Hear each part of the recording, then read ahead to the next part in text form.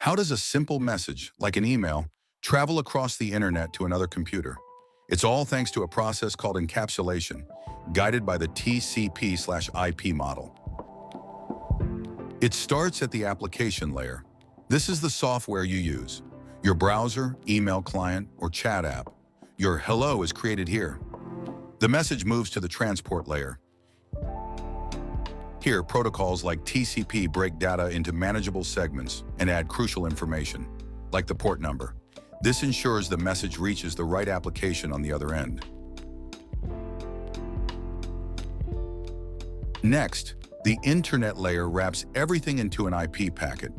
It stamps on the all-important source and destination IP addresses. This is the postal address for the entire internet, guiding the packet to the correct network and device. Finally, the network access layer converts the digital packet into electrical signals, light pulses, or radio waves. Your hello is now physically traveling across cables, fibers, or the air. Upon arrival, the receiving computer performs the same steps in reverse. It unwraps each layer, checks the addresses, and reassembles the data.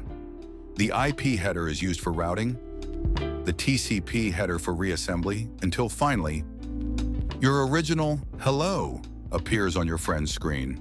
This layered process, the TCP/IP model, is what makes our connected world work. Like, subscribe, and let me know what to animate next in the comments.